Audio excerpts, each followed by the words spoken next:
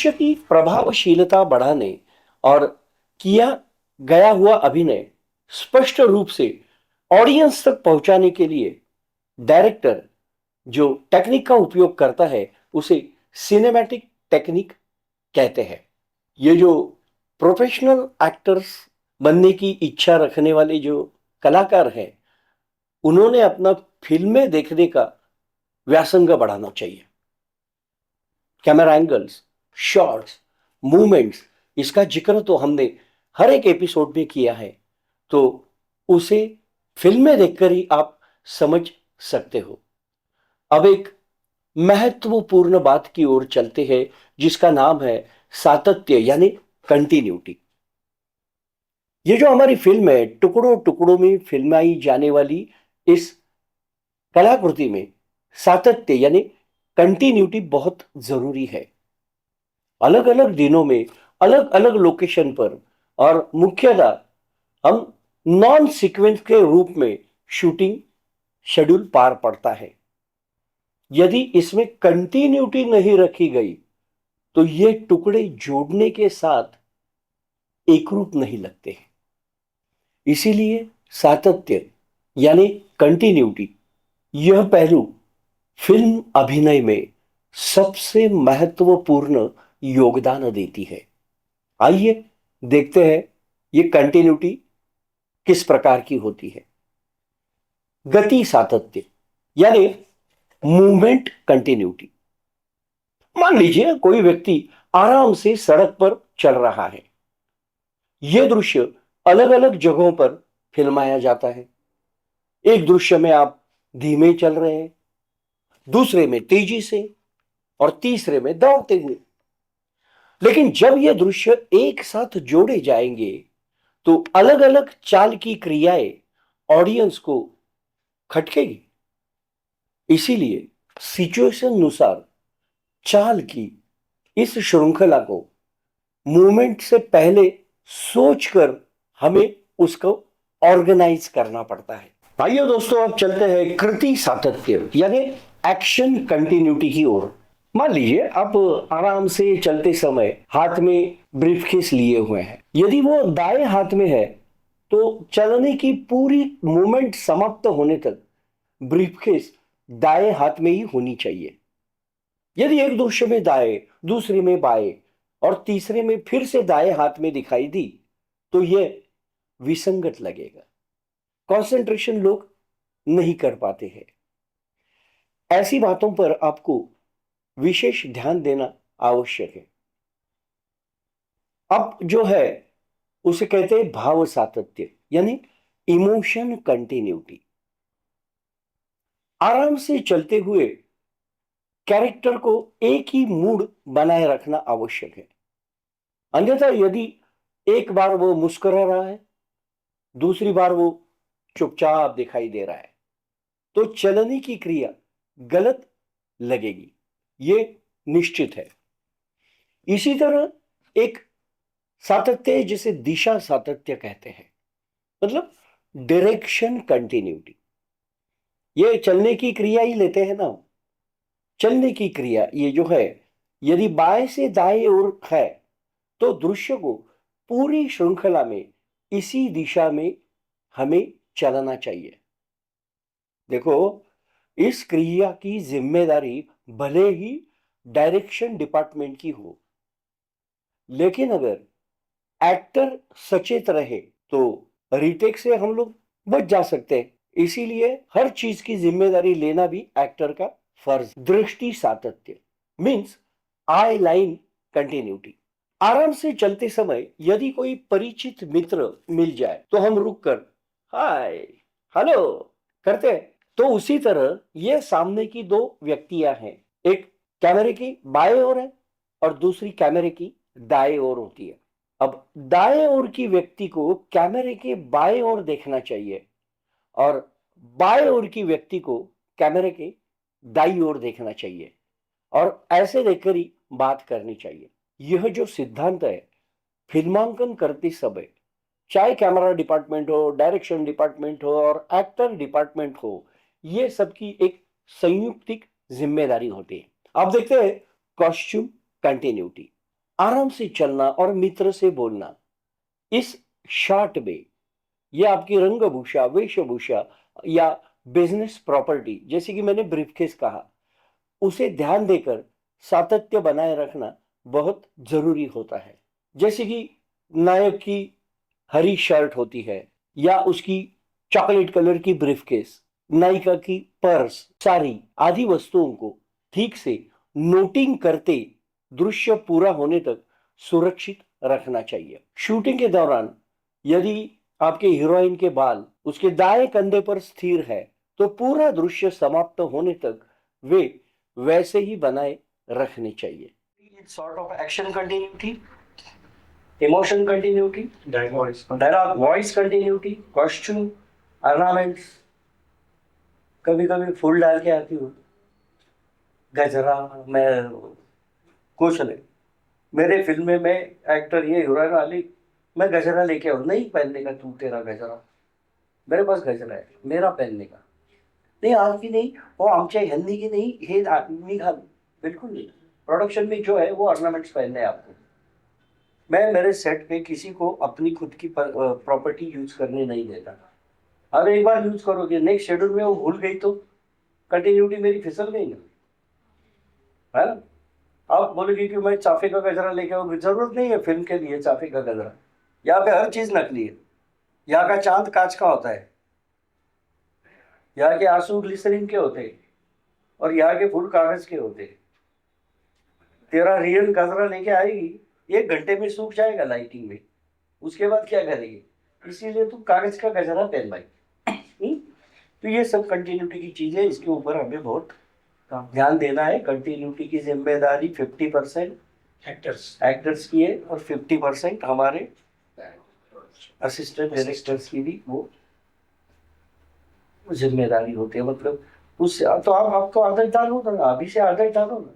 मैंने कितने बड़े लोगों के साथ काम किया, जैसे मैंने डॉक्टर गिरी शोक जी के साथ काम किया, तो उनका चार्ट था, वो खुद स्टडी करते थे दिन भर में उन्होंने क्या काम किया, उनके स्क्रिप्ट पे वो मार्क करते थे, वो उनके स्क्रिप्ट पे खुद लिखते थे, ब्लैक कुर्ता व्हाइट पायजामा, हर चीज वो लिख देते। आपको लिखने में क्या फर्क कोई पड़ेगा? लिखने से 5 पैसे ज्यादा नहीं मिलेंगे, लेकिन 5 पैसे कम भी नहीं मिलेंगे, लेकिन काम जरूर मिलता है। क्या मिलता है? बहुत कोऑपरेटिव है, सिंसियरली काम करती है, तो इसको ले लो। तो ये कंटिन्यूटी, इमोशन, हमें डायलॉग आधा अधूरा लगा है, मैंने कब कहा कि वो छोड़ता है, इसका काउंटर डायलॉग है, अभी पैकअप हो गए। अब ये डायलॉग हम सोचेंगे कि अगले शेड्यूल में करते हैं, अगले शेड्यूल है 1 महीने के बाद, तो 1 महीने के बाद हर चीज ऐसी ही दिखाई देनी पड़ेगी। पेन ऐसा ही रहेगा, चश्मा ऐसा ही रहेगा, ये ऐसा ही रहेगा, कपड़े ऐसे ही रहेंगे, ब्रेसलेट ब्रेसलेट, हर चीज हमें रखनी पड़ती है। वो कंटिन्यूटी होती है। 50% मेरा डिपार्टमेंट लेता है क्योंकि वो सब इसके फोटोग्राफ्स ले लेता है। लेकिन आप भी लिख लो, मैंने हेयर स्टाइल क्या की थी, उस हेयर स्टाइल का नाम क्या है, सीन नंबर 21, पोनी थी, ये थी, उस वक्त मैंने ये यूज किया था। ये प्रॉब्लम ज्यादा करके किसके आते हैं? फीमेल एक्टर के आते हैं। फीमेल एक्टर के आते हैं ना, जेंट्स में पक्का रहता है, जाओ शर्ट पहन के आओ, शर्ट ही पहन के आ गया। हीरोइन जाएगी, वो सिर्फ साड़ी पहन के आएगी क्या? नहीं, फिर साड़ी का मैचिंग ब्लाउज पहनेगी, फिर साड़ी के मैचिंग बैंगल्स लेके आएगी, फिर ये लेके आएगी, तो वो अलग अलग पहन करेगी, तो इसकी जिम्मेदारी भी उसकी। तो लिखते ही जाओ, नेल पेंट कौन सा है, क्या कौन सा है। मैं जब हिंदी में काम करता था तो उस वक्त ये जिम्मेदारी आती, वहाँ पे कंटिन्यूटी गर्ल्स होती थी, वो गर्ल्स हमेशा लिख के लेती थी, भैया पूजा भट्ट जी को लिपस्टिक मैंने कौन सी लगाई है, उसका नंबर क्या था, उनके नेल पेंट क्या थे, उनके कुछ पुराने जमाने में तो प्रॉब्लम था ना यार, सब लिखना पड़ता था। आज की तारीख में फोटो निकालो ना शॉट देने से पहले, उसके ऊपर सिर्फ तारीख डाल दे दो। मैं जब शूटिंग करता हूँ तो मुझे शॉट भी कुछ याद नहीं रहता। मैं क्या बोलता, भाई वो सीन किया था ना हमने 35 अपना 25 तारीख, मुझे याद रहता 25 तारीख को मैंने ये शेड्यूल लगाया, सीन मुझे याद नहीं। 25 तारीख को हमने 4 सीन किए थे, 4 सीन के फोटोग्राफ्स लेके आया, पता चलता है, क्योंकि ये डेफिनेटली सीन मैंने 25 तारीख को लिया है। तो यही ड्रेस कंटिन्यूटी है ना, ड्रेस को ये बहुत संभालना पड़ता है। दोस्तों, अब एक महत्वपूर्ण टॉपिक की ओर देखते हैं। आजकल तो अब फिल्में देखते हैं। फिल्मों में आजकल हर कोई गाना गाता है। मतलब हीरो तो गाता है, हीरोइन गाती है, कभी कभी साइड कैरेक्टर्स गाते हैं, राजा भी गाना गा लेता है, रानी गाना गाती है। मतलब भिखारी हो तो भिखारी भी गाना गाता है। मतलब फिल्म में हर वो जो एक किरदार है, उसे गाना गाना तो पड़ता ही है। अब ये गाना तो हमारे जीवन का एक विभिन्न अंग है। लेकिन फिल्मों में क्या होता है, गाना किसी और ने प्लेबैक दिया होता है, और यहां पे दर्शकों को सिद्ध करना है कि मैं खुद गा रहा हूं। मतलब मुझे अभिनय तो करना है, मतलब गाने में जो भाव है, गाने में जो इमोशंस है, उसको तो मुझे एक्सप्रेस करना ही है। साथ ही साथ एक टेक्निकल प्रोसेस को यहाँ पे निभाना पड़ता है। उस टेक्निकल प्रोसेस को कहते हैं लिप सिंक। फिल्म में अभिनय करते समय गाना गाना और नृत्य करना स्वाभाविक रूप से आता है। गाना भले ही गायक या गायिका ने गाया हो, लेकिन एक्टर द्वारा निभाए जा रहे उस पात्र को ऐसा प्रस्तुत करना चाहिए कि ऑडियंस को लगे, क्या बात है, ये तो स्वयं गा रहा है। तो ये गाने की प्रक्रिया लिपसिंग के माध्यम से होती है। लिपसिंग करते समय गायक या गायिका के द्वारा गाए गए वो जो गीत है, उनके शब्दों के साथ होठों की गतिविधियों को बिल्कुल मेल खाना चाहिए। ये संगीत कहाँ समाप्त होता है और कहाँ शुरू होता है, इसका भी अभ्यास बार बार गीत सुनकर करते रहना बहुत आवश्यक है। नृत्य करते समय एक्टर को रिदम सेंस होना बहुत जरूरी है।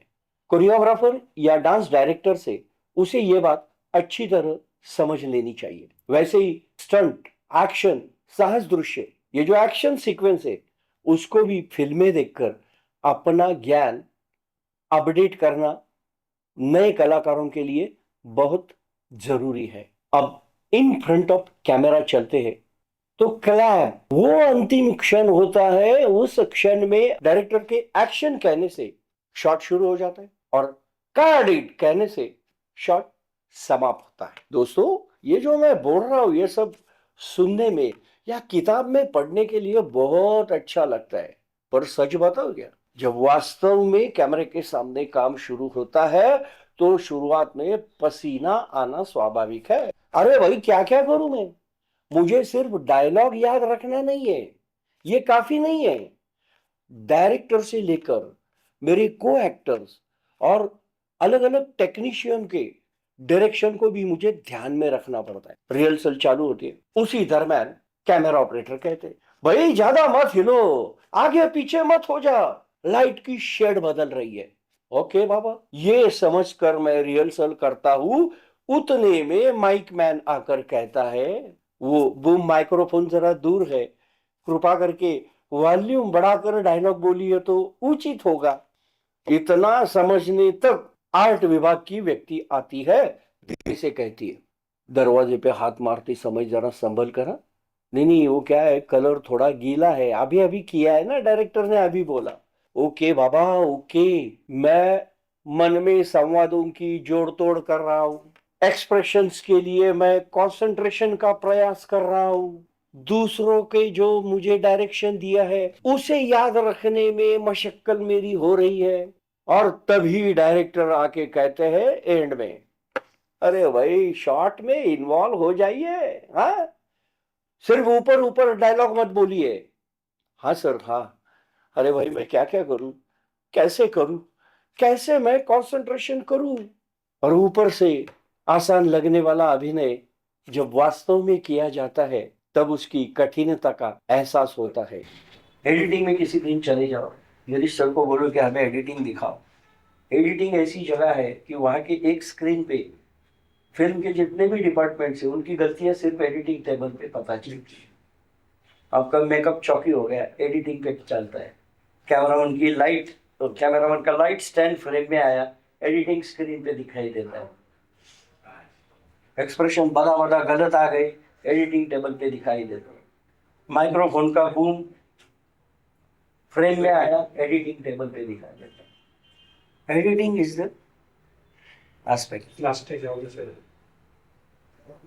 तो ये सब चीजें फिल्मों की जिम्मेदारी है। हमने एक्टिंग की जिम्मेदारियां देखी, फिल्मों की जिम्मेदारियां में हमारा फर्ज क्या है, तो हमें क्या सीखना है, कैमरे की भाषा, लैंग्वेज। हर यूनिट यही भाषा में बोलेगा, जाहिर है आपको वो भाषा। चाइना में पूरा देश चाइना बोल रहा है और आनंदी बोल रही है, नाही नाही माझं मराठीत ऐकून घ्या। तुझं मराठीत जे आहे ते चाइना में आपको बोलना पड़ेगा ना उनको।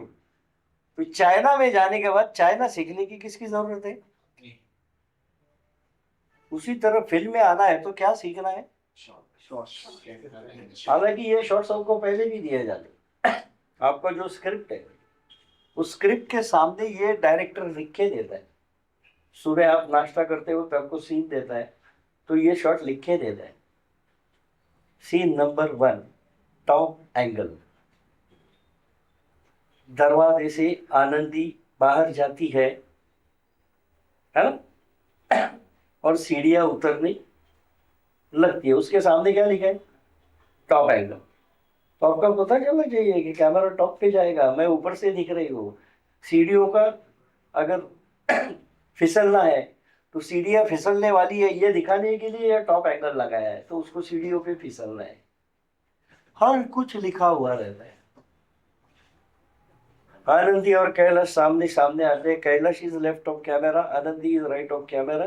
दोनों एक दूसरे की तरफ देखते हुए, ये मैं कॉम्पैक्ट रूप में दे रहा हूँ। तो आपको समझ में आना चाहिए कि दोनों का MCU है, मतलब दोनों इतने ही दिखने वाले हैं। ये ऐसा नहीं है कि आपको रिसाइट करके जाना है। जब सुबह आपको मैं स्क्रिप्ट देता हूँ तो मेरे असिस्टेंट ने हर डायलॉग के सामने ये लिखा होता है ना। तो ये भाषा आपके दिल और दिमाग में है, तो जो लिखा हुआ आपको करना है वही एक्टिंग एरिया में आपको ढा देना है। मुझे लगता है आपको थोड़ा हार्ड लग रहा है, लेकिन ये नहीं। तो ये सब समस्याएं क्या किससे हल होने वाली है? सिर्फ और सिर्फ फिल्म देखने से हल होने वाली। तो और कुछ शंका कुशंका? मेरे ख्याल से मैंने काफी मटेरियल दिया है। अब ये मटेरियल जहन में देखो, आप फिल्में देखोगी तो आपको पता चलेगा। आपने एक फिल्म देखो, सिर्फ एंगल ही देखो ना उसमें। पूरी फिल्म में कितने टॉप एंगल है, पूरे फिल्म में कितने मिडल एंगल है, पूरे फिल्म में कितने लो एंगल आहे। मी अँगलची बात करतोय, तू एक पाऊल पुढे जातो त्यामुळे सगळा घोळ होतो। या चौकतनच जायचं आपल्याला। जब मैं एंगल की बात कर रहा हूँ तो हमें एंगल ही बोलना है ना। तो एक शॉट है ना, एक बार एंगल की तरफ से देखो। हालांकि आपको अच्छा फिल्म में काम करना है ना, तो एक फिल्म आपको 10 बार देखनी पड़ेगी। एक ही फिल्म एक बार सिर्फ कहानी के हिसाब से देखो, दूसरा कुछ सोचो ही मत कैमरा कहाँ रखा है, क्या लफड़ा किधर गया है। दूसरी बार देखो तो जो अपना प्रोटोगॉनिस्ट मेन रोल जो है उसके पॉइंट ऑफ व्यू से देखो, उसने ये कहानी में अपने को कैसे फिट किया, अपना किरदार कैसे सेट किया, कौन सी सिचुएशन में उसने आवाज का कैसा वापर किया। तीसरी बार देखो,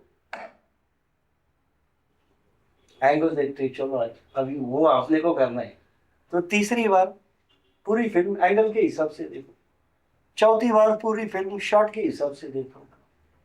पांचवी बार पूरी फिल्म मूवमेंट क्या क्या है इसमें कैमरे की। और छठी बार जब देखोगे तो पूरा का पूरा एक साथ दिमाग में रखकर देखो, कहानी भी देखो, एंगल भी देखो, ये भी देखो। 6 बार अगर एक फिल्म का आपका रियाज हो गया तो आपका ऐसा नहीं लगता कि आपका पक्का हो जाएगा। ऋषि, ये सब देखते हुए मुझे एक सवाल मेरे मन में उभर रहा है। नाटक हो, सीरियल हो, फिल्म हो, आपकी कारकिर्द तो बहुत अच्छी चल रही थी। बीच में ये प्रियदर्शी अकेडमी स्थापन करके लोगों में या नए उभरते आने वाले लोगों के लिए कुछ करना है, ये आपने कैसे और इम्पोर्टेंट क्यों सोचा? एक्चुअली क्या हुआ कि अ, हर कलाकार की जिंदगी में एक ऐसा मुकाम आता है कि अभी जैसे मेरे बारे में ऐसा हुआ कि मैं टेलीविजन सीरियल्स करे, फिल्म्स करे, थिएटर करा, काफी सारे अवार्ड्स मुझे मिल गए, स्टेट अवार्ड, जी गौरव अवार्ड। तो मुझे लगा कि ये एक मुकाम तो हासिल कर लिया, लेकिन मेरी पर्सनालिटी में और भी बहुत सारी चीजें हैं जो मुझे एक्सप्लोर करनी है बतौर ह्यूमन बीइंग।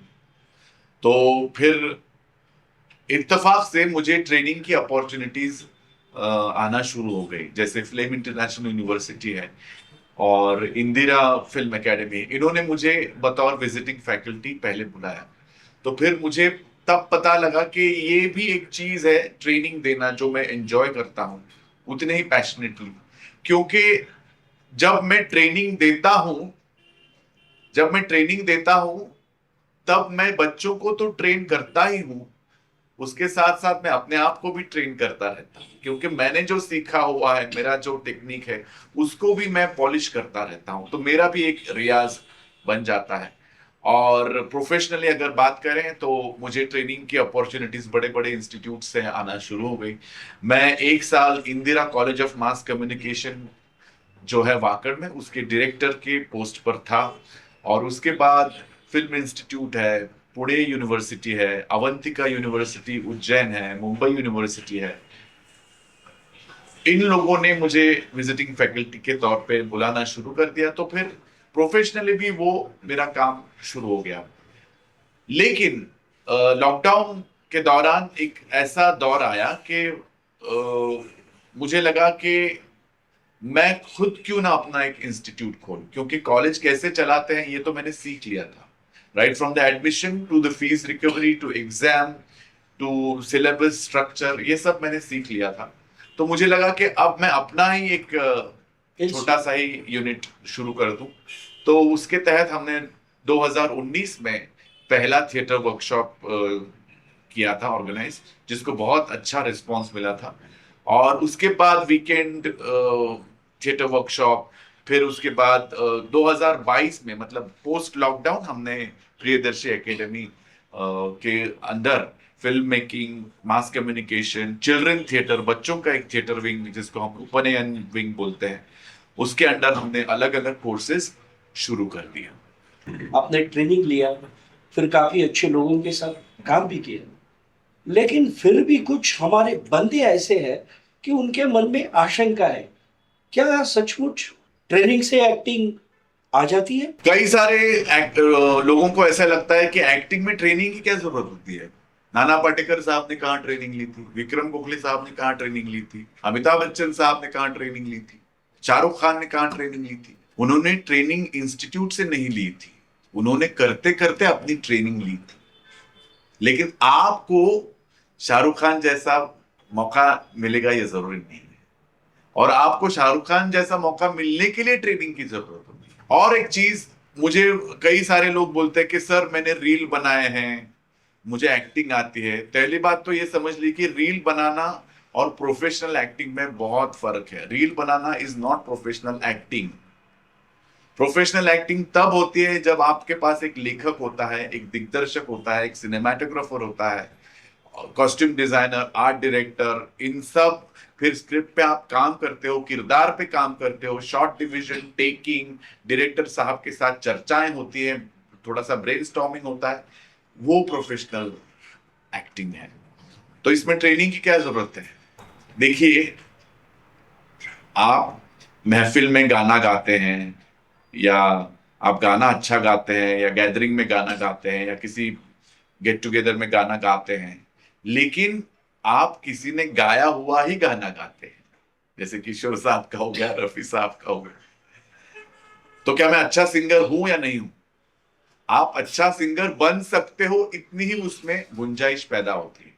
आप प्रोफेशनल सिंगर तब बनोगे जब आप किसी नए गीतकार, नए संगीतकार का गाना उसके मुताबिक किसी स्टूडियो में जाके गाओगे, तब आप प्रोफेशनल सिंगर बनोगे। और ऐसा आप 50 म्यूजिक डायरेक्टर्स के साथ करोगे, तब आप एक प्रोफेशनल सिंगर बनते हो।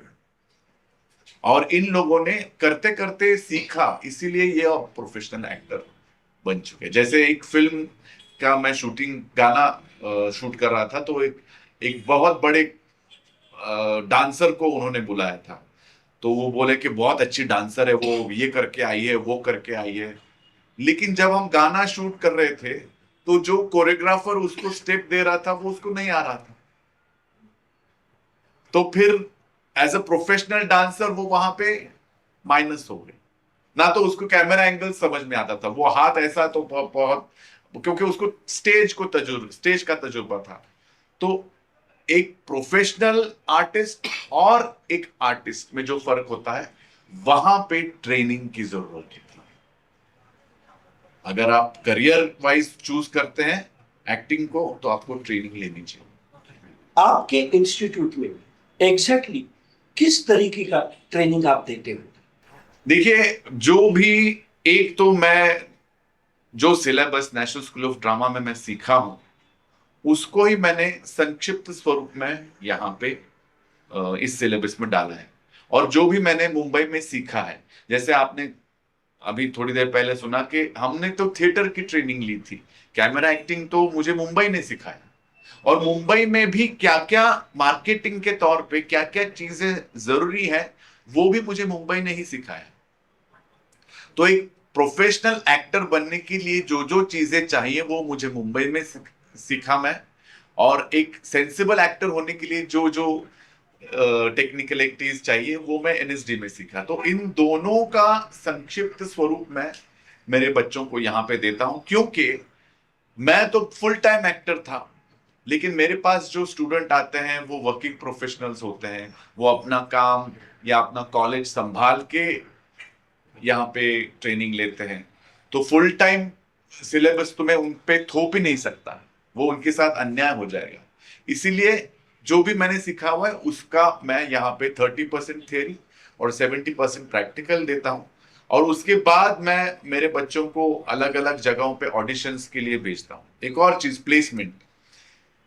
मुझे काफी सारे इंक्वायरीज ऐसे आते हैं कि प्लेसमेंट 100% होगा, या प्लेसमेंट 100% होगा क्या? तो मैं जवाब देता हूं, हाँ होगा। लेकिन यही सवाल आप इंजीनियरिंग स्टूडेंट को पूछते हो, यही सवाल आप एमबीए स्टूडेंट को पूछते हो, यही सवाल आप होटल मैनेजमेंट को पूछते हो, बिल्कुल पूछते हो। लेकिन तब आपको इंटरव्यू के लिए जाना पड़ता है, तभी आपकी प्लेसमेंट होती है। कोई भी इंस्टीट्यूट आपको डायरेक्ट प्लेसमेंट तो नहीं कर सकता, कंपनी वाले भी इंटरव्यू लेंगे ही ना आपका। उसी तरह प्रोडक्शन हाउस भी और डायरेक्टर भी आपका ऑडिशन लेगा, तो आपका प्लेसमेंट उस तरह से हो जाता है। तो ये ऑडिशन, जब मैं बच्चों को बोलता हूं कि मैं ऑडिशन के लिए भेजता हूं, तब तो उनको लगता है कि क्या ये मुश्किल है, ये ऐसा बिल्कुल नहीं है।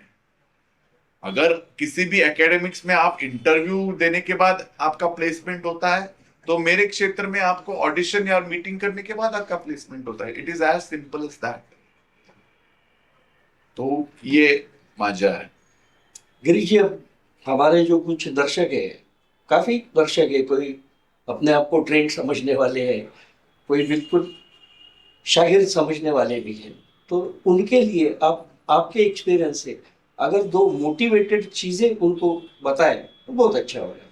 एक और चीज मुझे जैसे एक शागिर्द और मंझे हुए कलाकार को लेकर है, मुझे बच्चे ऐसा भी पूछते हैं कि सर, ये 3 महीने का, 6 महीने का, 1 महीने के कोर्स बनने के बाद क्या मैं एक्टर बन पाऊंगा क्या? तो मैं मेरे मन में सवाल आता है, मैं आज तक नहीं बोल सकता कि मैं एक्टर बन पाया हूं, आप क्या बोलोगे? तो ये लाइफ लॉन्ग प्रोसेस है। ऐसा नहीं है कि एक कलाकार आप बन गए या कोई बन चुका होता है। वो ट्रेनिंग आपको कंटिन्यूस लेती रहनी पड़ती है। तो मुझे लगता है कि ऐसे स्टूडेंट्स को, तो फिर ट्रेनिंग की क्या जरूरत है? तो ट्रेनिंग की इसलिए जरूरत है कि आप उस क्राफ्ट को, उस टेक्निक को कमांड कर ले, समझ ले। जैसे क्लासिकल सिंगिंग में सुर कितने हैं? 7 ही है, सारे ग म प ध नि सा।